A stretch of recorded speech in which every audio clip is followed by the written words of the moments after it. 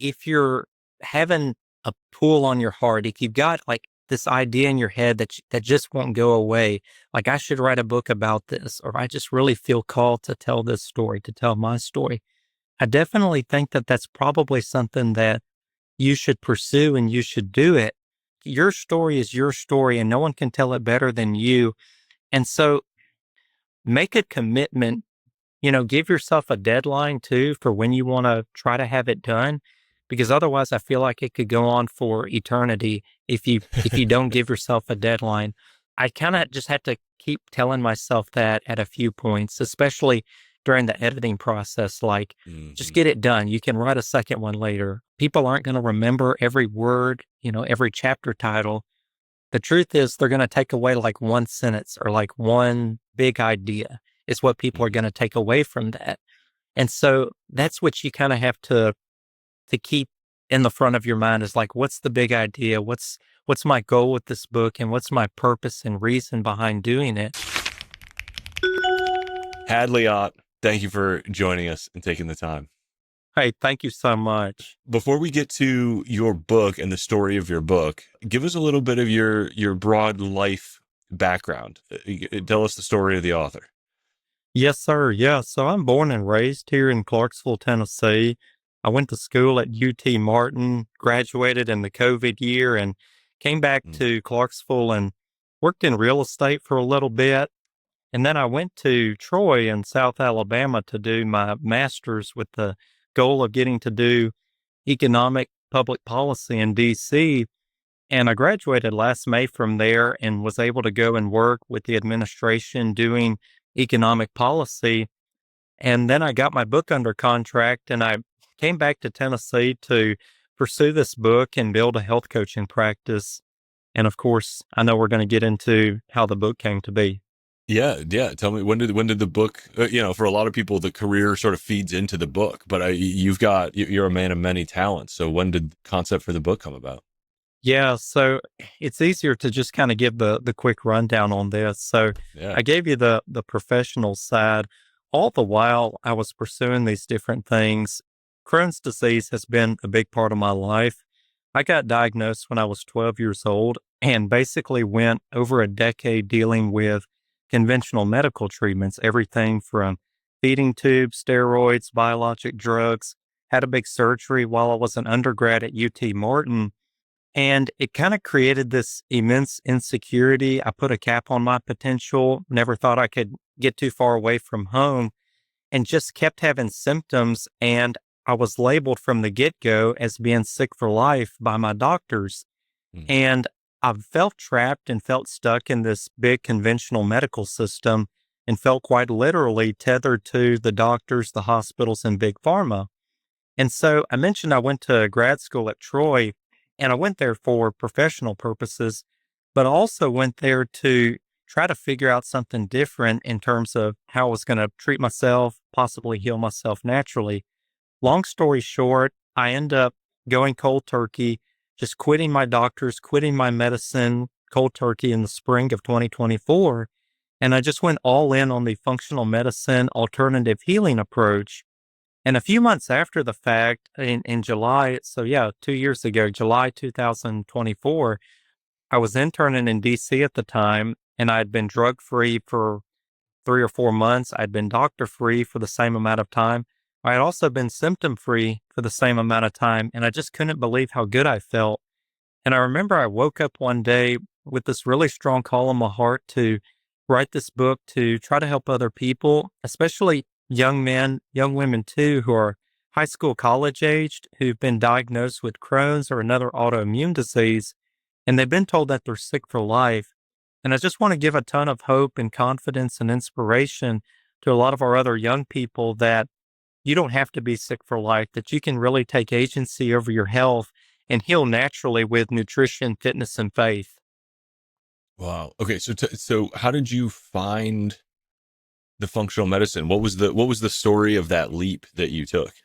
I always kind of had an instinctive feeling that at some point I could probably figure out a way to heal myself naturally. But Mm. what made it so challenging was being diagnosed at a young age.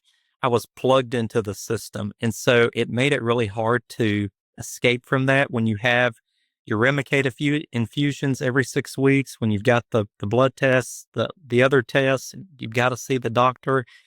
It just makes it really hard to break away from that. What I started doing in 2023, so I started kind of going down the functional medicine rabbit hole on my own. I started reading a lot about it, listening to podcasts of doctors who had healed patients naturally, reading books. Patient Heal Thyself by Dr. Jordan Rubin was a huge inspiration to me.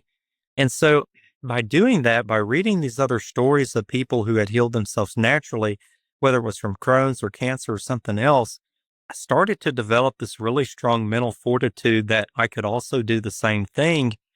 And then I began just kind of putting myself out there. I started contacting other people in this alternative healing space, had an appointment with a provider in the United Kingdom known as the Gut Expert. I had several appointments with a guy in Texas and kind of got the professional guidance that I needed and learned about tailored supplements, independent blood testing, some of the dietary changes that I needed to make in order to take that leap and feel confident doing that. And it's just been the greatest decision I've ever made. Wow.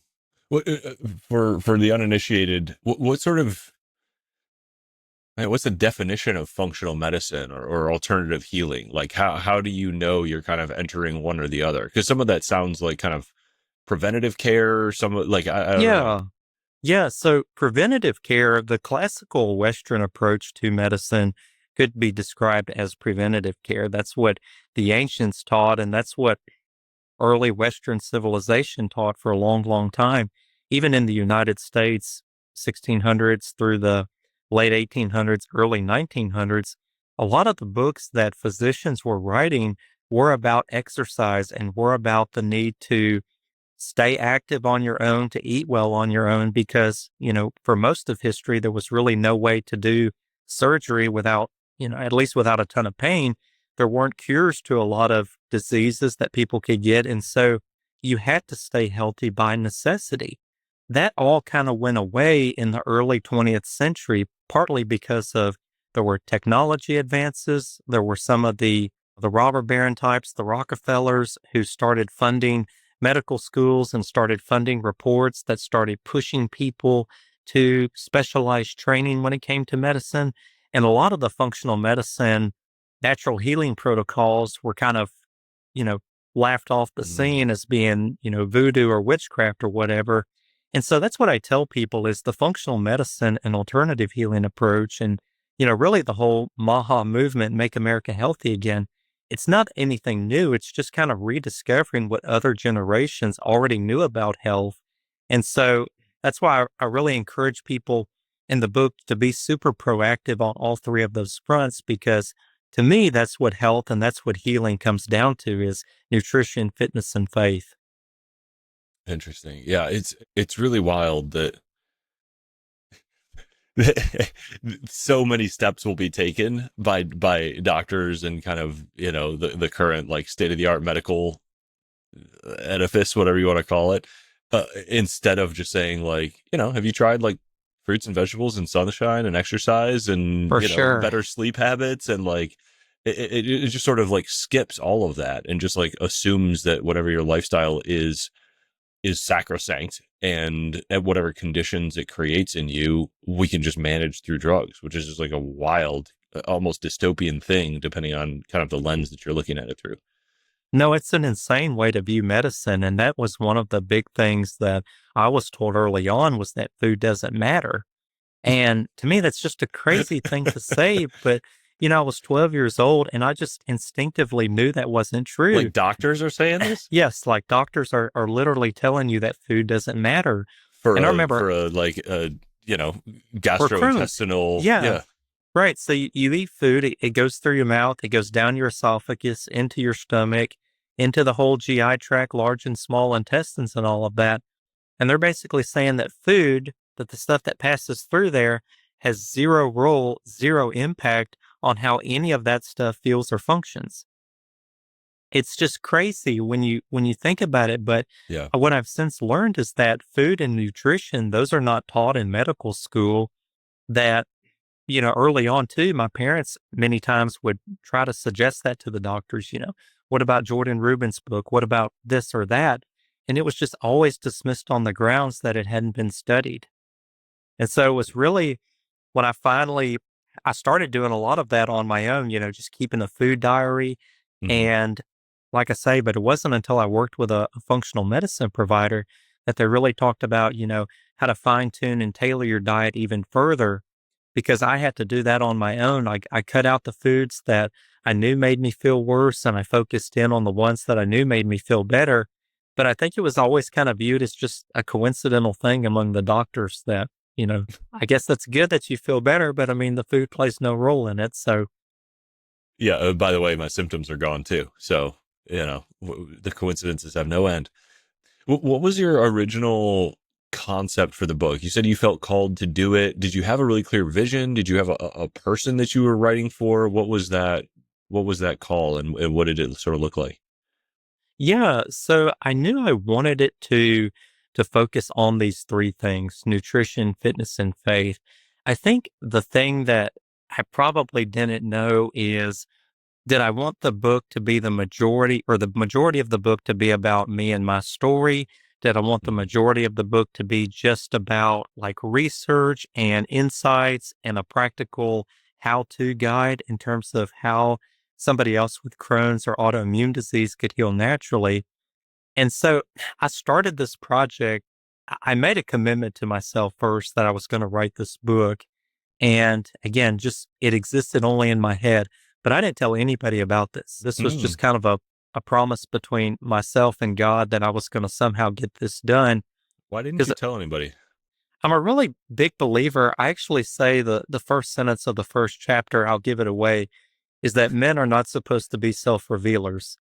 It's that's just kind of the Mm. way I've always been. I don't really believe in talking that much about yourself and talking about your plans and ambitions. I believe in, having goals and dreams, but kind of quietly working in the background to make them happen. And then that way, when they do come true, some people are shocked and like, why didn't you tell me this? And I don't know. There's just something about keeping your plans and ambitions to yourself and just kind of quietly working on them and then revealing it when it's finally about to materialize or when it finally materializes itself that I think is a little bit more rewarding and fulfilling. Yeah. Interesting. So, how did you make that decision about how biographical to make this book? Yeah, so I kind of just had to start doing it. So I started I started this literally January 1st, 2025. It was a day one commitment for me last year that I was somehow going to get this thing done. And had again really had no clue how to proceed. I tried originally reaching out to some other authors to, just get some insights or, advice on how to get going. Didn't hear back, so I just kind of started and figured it out on as I went. I love it. And that is what you have to do. It sounds, so cliche, but you truly just do have to start. Like I'm with my notepad, my research, just kind of scribbling out chapter ideas.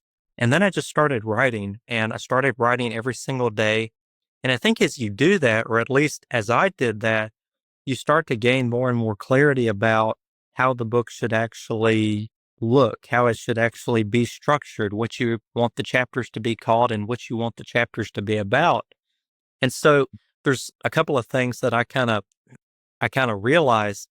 One is I thought it would probably take me years if I wanted to have like a 300 or 400 page guide about how to heal yourself Mm. from Crohn's, autoimmune disease, like step by step, how to treat every symptom that comes up.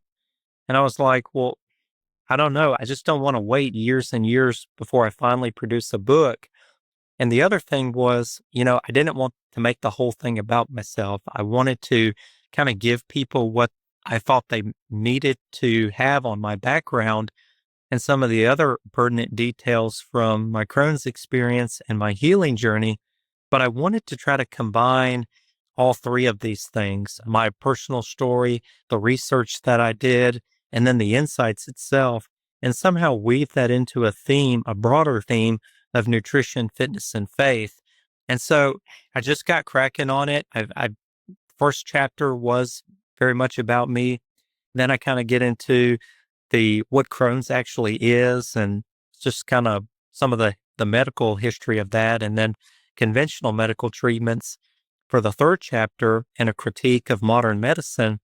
But then the second half of the book really gets into those three factors. There's a chapter each on nutrition, fitness, and faith, and then just kind of a final chapter that really ties it all together and touches on some other lifestyle and mindset tips that people with Crohn's and autoimmune disease need to have as good companions during their healing journey. What do you hope this book will accomplish for you or in the broader world? Yeah, so my goal with this book is to reach other young men. It's also to reach the parents of young kids who are getting diagnosed. And I just want them to reject the label of being sick for life. Like, I want just focus on the parents for a second. And I've been fortunate to get to talk to a few, which is just an amazing thing, whose 10, 11, 12-year-old son or daughter is getting diagnosed with Crohn's or another autoimmune disease. And I just want to know, what do you wish you would have known when you were their age? What do you wish your parents would have known when you had this? And I find that super rewarding. And I want my book to be kind of the first thing that parents reach for when their kids are getting diagnosed or having health challenges, whether it's Crohn's or, some type of gastrointestinal problem. It's just being a quick, easy to read, kind of go-to guide of someone who's been there, kind of gone through the ringer and come out of it so much healthier and so much happier having gone down the functional medicine route. But then also for just young men themselves, like if you're in high school, if you're college aged, if you're a young guy in your 20s and you've got this health challenge, whether it's Crohn's or ulcerative colitis, and it's causing symptoms, it's causing an insecurity, it's causing you to put on a cap on your potential. Maybe you want to somehow heal yourself naturally, but you're just not even sure where to go. You're like me, you just feel stuck and literally tethered to the doctors and hospitals, and you just don't feel like you can break free. I want my book to be a go-to guide for those young men and young women too, who are just kind of looking for another way out of it. And I just, like I say, want to give so much hope and confidence and inspiration to other young people to take agency over their health. Because what I've found in my own experience is once I finally overcame Crohn's, there were so many professional and personal opportunities that opened up for me. And now having written and published this book, it's just given me even more confidence to do a lot more things professionally. And so my only regret is, and I try not to, have regrets because it just is what it is. It's just not doing it sooner. And Yeah. so I would just really encourage anybody young who's got a health challenge to just be super proactive about their health and take agency over it. And hopefully my book can serve as a good guide and a good starting point for you. Love that. I think this is a very interesting exercise too, because, I tell people to like really fight for a super clear target reader, and there's no clearer sort of target audience than your book. I also know we're recording this only a few months after the book has come out, one and change. So this may be still early in your journey, but I'm curious how you go about marketing this book. Like, how do you go get in front of the eyeballs of those parents and these young kids? Yeah, that's a really good question. So I will say I've kind of done all of this on a shoestring budget. I have really had to just kind of work and hustle Yeah. to get the word out about this book.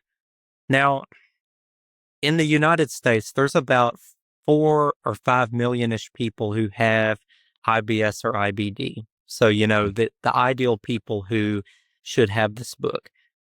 And I think that's the challenge anytime you're marketing something is, well, how do I find those people? And the answer, I guess, is I honestly don't really know how you go about finding those people specifically, but I can find people in general. And what I have found is, I'll just kind of tell you one of the first things that I did. I started making these promotional cards about my book. And I just Mhm. started handing them to everyone that I met months in advance. I mean, almost like 8 or 9 months in advance. Everyone that I had met, I just started cold approaching, started giving my book, started pitching it as, it's a health book about nutrition, fitness, and faith. And the number of times I would hand a card, somebody would read it and say, "Oh, my brother has Crohn's. My sister-in-law has Mhm. Crohn's." Like, that's how you start to make those connections. You can't find those people. If you just try to find them, I don't think you're going to find anybody. But you just have to reach and approach as many people as possible and spread the word organically. At least that's what I've done. I've been able to speak at a couple of colleges. I talked at Notre Dame. I talked at Ole Miss this spring about the book. I'm speaking at Mhm. several colleges in the fall. I've been fortunate to get on about 15 podcasts now. I've done local TV in Nashville. I've cold approached a ton of businesses, given cards to Yeah. employees. I've spoken at local clubs here. So just kind of taking every opportunity I can get to get the word out Very about it. cool. And then social media too. I'm still Yeah. fairly new to that, but I guess this is probably a better answer to your question, but since I'm kind of still new to online, I've learned about all of these Facebook groups and, people on Instagram and stuff like that that I can post my stuff to, and have had a lot of people reach out to me that way. So that's been another great tool. Yeah, I was gonna say, I bet there are patient groups, Facebook groups, and I bet there's a couple. I bet there's probably a lot of like influencers who are sort of focused on this aspect or this part of their journey and are open about it. I know one of the most Mr. Beast, one of the most famous people on earth, has talked very openly about having Crohn's as a kid when he was like, I think 12. I think he was diagnosed around the same time, 12, 13, and he really like wanted to be a baseball player and loved baseball, and he's like, I couldn't make it through games. It was like too painful, too much of an interruption. He's like, I gave up on essentially gave up on face or on baseball because of Crohn's, and that was when I went all in on becoming obsessed with YouTube, and obviously that worked out for him. But I think he's still, in a number of interviews I've seen, he still kind of talks about like managing it and the diet and lifestyle changes that he's had to make, and occasionally being on different drugs and how it lowers his energy. And I was like, I just can't, like, that was such an unbelievable thing to hear, that like one of these insanely productive, like high energy people who's like flying around the world all the time, he's like thinks of himself as low energy because he's got this autoimmune, you know issue that he's dealing with and managing. I'm like, oh my god, what an unbelievable champion, to like talking about, that relationship between putting a cap on your potential because of how you perceive this. And I appreciate him being open about that, because I think a lot of people, in his position don't necessarily open up about things like that. And when you do, you can serve as an example and an inspiration to people that are kind of going through it and trying to figure out their relationship with it. For sure. Yeah. Mr. Beast, he's actually a guy I just learned about not too long ago. Somebody Hmm. pointed him out to me. We were looking up, celebrities and other Oh yeah. famous people who have Crohn's and trying Yeah. to reach them with this book too. How did you approach the universities? You said you spoke at Notre Dame, and I can't remember the other one you mentioned. Yes, sir. Yeah, I was at Ole Miss. Ole Miss, yeah. So, yeah, so I guess at the beginning of this year, I was still just kind of looking for a way to get the word out about this book. I knew that I would love to, speak to different groups, speak to health groups, speak to colleges if possible, but was still, and of course, wanted to get on podcasts, but had never been on a podcast before, had never talked at a college. And I'm sure you may know, people listening may know, when you're brand new to something, I mean, it's really hard to get that first opportunity. But if Yeah. you can just get that first opportunity, it leads to a second and a third and so on and so forth. So I had reached out, cold reached out to a lot of different shows, a lot of different universities, and was still kind of struggling to get something.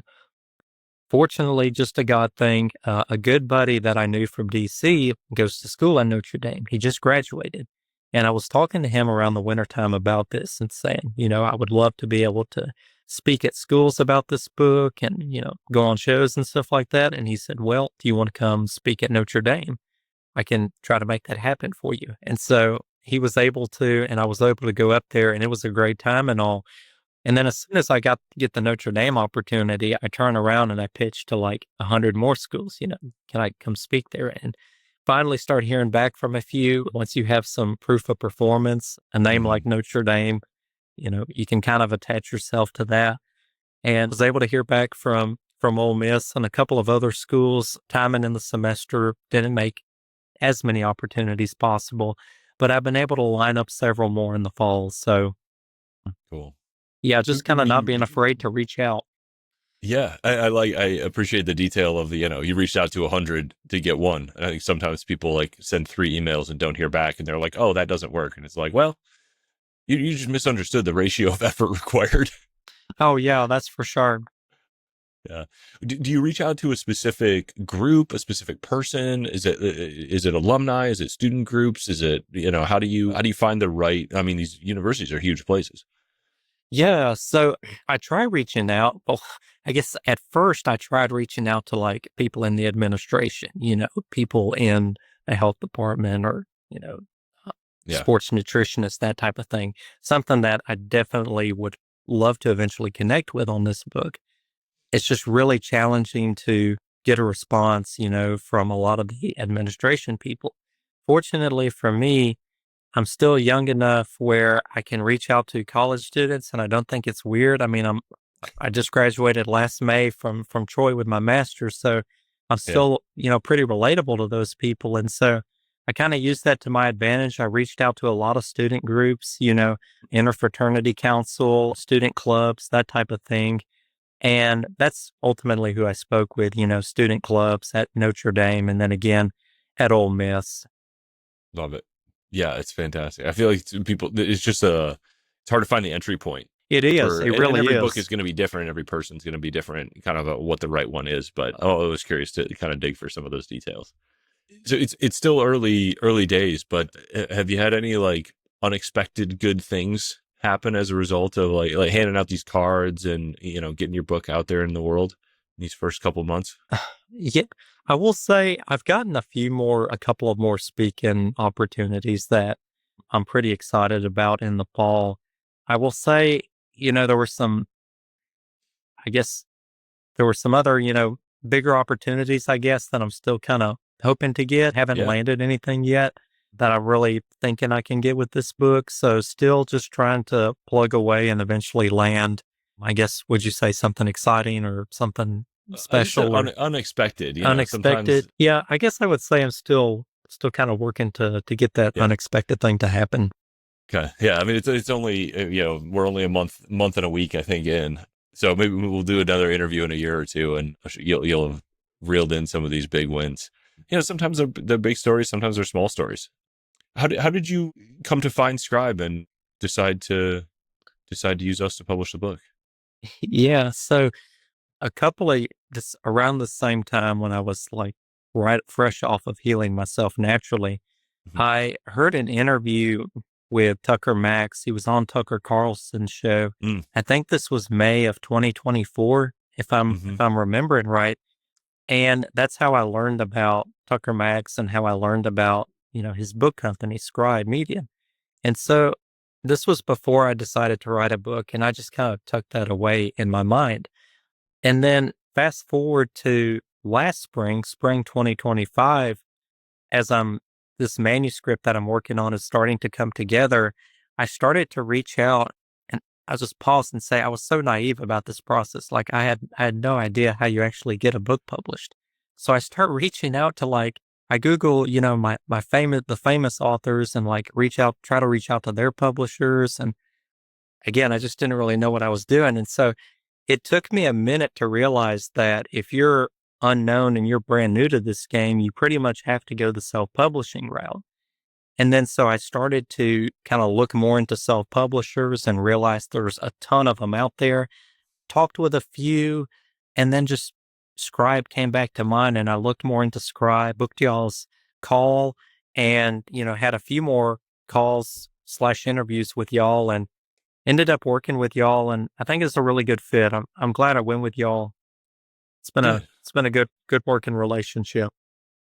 Good. Well, we love to play a part in like helping people get these like such important experiences and information out of their head and scale, the life-changing impact that you can have on one person, mentoring them maybe personally, but to get that out to thousands of people. And this book is an incredible example among many that we've done of it's not a mass market book. It's not going to be in an airport bookstore because everybody's reading it all at the same time because it's getting turned into a movie. But if you have Crohn's, especially, or if you have a kid with Crohn's or any of these sort of related things, like this is the most important problem in your life, and this book can change your life.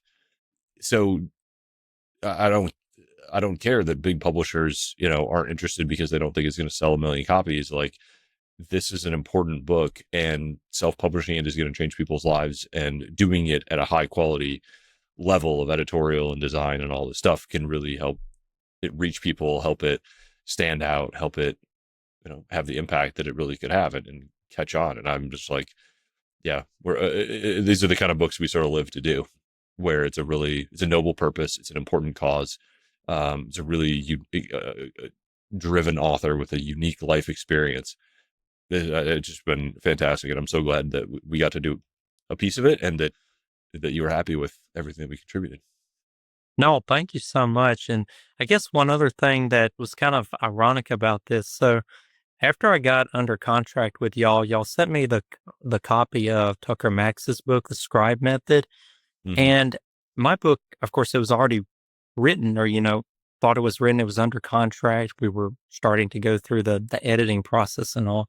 But I read Tucker Max's book after I had already written my book, and it was just kind of crazy to read that and realize like how much of the stuff he talked about was stuff that I kind of figured out on my own You while doing did, it. yeah.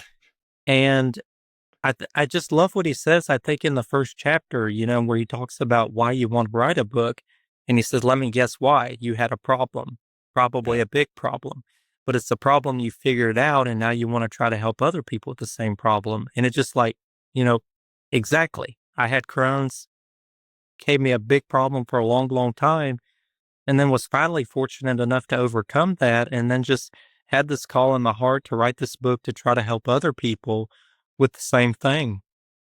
Yeah. That's incredible. What advice do you have for people who are sort of in the position that you were in? I think you said it was 2024 when you really set off on writing this, where you're like, I've overcome this problem. I feel like an expert. I've done my diligence to become an expert in the space. I feel like I can help people, but a book feels intimidating. Yeah. No, it's such a good question because there's so many things, I guess.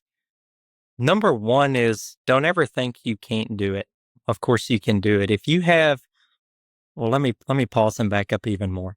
I think I always thought it would be kind of cool to try to write a book at some point, but just kind of never really knew what about or what direction to take it in. And the inspiration to me, it was truly something I think God put on my heart to do. And I'm not saying that the book you write has to be divinely inspired or you have to have this like call on your heart to do it. But I do think that if you're having a pull on your heart, if you've got like this idea in your head that just won't go away, like I should write a book about this, or I just really feel called to tell this story, to tell my story. I definitely think that that's probably something that you should pursue and you should do it. And then from there, don't think you're not good enough to write it. You're absolutely good enough to write it. You've been in the business a long time, and I'm sure there's some brilliant people who have written books. There's some dumb people who have written books too. So there's kind of people across all levels of intelligence who have written books. But like your story is your story, and no one can tell it better than you. And so make a commitment would be the first thing. Like make a commitment and a promise to yourself that you're going to do it. And like I mentioned earlier, I made that commitment to myself and really only to myself. I think if you can, it would be great to maybe make that commitment with your spouse or a close group of friends to help hold you accountable. But Mm. if all you have is you, there's nothing wrong with that either. Like you can still get the work done. The other thing too is, give yourself a deadline too for when you want to try to have it done, because otherwise I feel like it could go on for eternity if you don't give yourself a deadline. And that was a trap for me too. It's like I've heard other authors talk about it. Like that's the big question is like nobody's giving you a deadline unless it's under contract with a publisher. So when is it done? And I kind of just had to keep telling myself that at a few points, especially during the editing process, like just Hmm. get it done. You can write a second one later. You don't have to get everything out there. It doesn't have to be perfect. I had to tell myself that many, many times is don't worry about it being perfect because the truth is people aren't going to remember every word, every chapter title. The truth is they're going to take away like one sentence or like one, you know, two or three sentences, like one big idea is what people are Hmm. going to take away from that. And so that's what you kind of have to keep in the front of your mind is like, what's the big idea? What's my goal with this book and what's my purpose and reason behind doing it? And then I guess the final thing I would say is you got to work on it every day. Hmm. For me, I worked on it every day. I would definitely recommend having a better plan than what I did. I just kind of like if it was like if it was like right after breakfast, I had some ideas, I would write them down, or if it was late at night and I had some more ideas, I would it's probably way better to have an actual structure and a plan when it comes to doing it. But truthfully, like however you can get it done, if it's just like a few minutes here and there where you're just working on it, I don't think there's necessarily anything wrong with that either. Yeah, I was gonna ask about the habit. I liked what you said earlier. It's like I just sat down and got cracking. But I wondered if you had if you were super disciplined about how you went about it, or if you just kind of found a way because you were also doing grad school, you were moving around, there's a lot going on. Yeah, so fortunately, and then again, this was just all kind of a God thing. So in the fall of December 2024 was when I had finished my classwork at Troy, and of course, I officially graduated in the spring. But I started working, and my goal was to immediately get to DC when I was in December of Hmm. that year. And I thought, you know what, this book idea I'll get to at some point in the future because I just want to get back to DC. But the way things worked out is I had a job where I was working remotely for a group out of Wisconsin. And I did that for about 5 or 6 months. And during that time, it just gave me the opportunity. I was just in the perfect place at the perfect time. I realized looking Hmm. back because I would work and then at nights I would spend an hour or two working on this book. And then I got the thing done before I went to DC. And I just realized, had I gotten to where I wanted to be right away, I mean, I wouldn't have this right now. This would Yeah, still be a dream. This would still be something in the future at some point. So I yeah, love I it. don't even know what was your question. I just kind of rambled No, on that it for a was about second. it was just about the how you found the time to write, and I think your answer is just like you seized the window when you had it. You just started working on it right away. There's no perfect time to do it, but you just got after it, even though you didn't have a plan, even though you weren't sure how it was all going to play out, even though you didn't know how it was going to get published. You were like, I'm just gonna take the inspiration and build the momentum and run with it, and that's a great answer, I think. Yeah. Yeah, I will say this just to kind of put a fine point on that.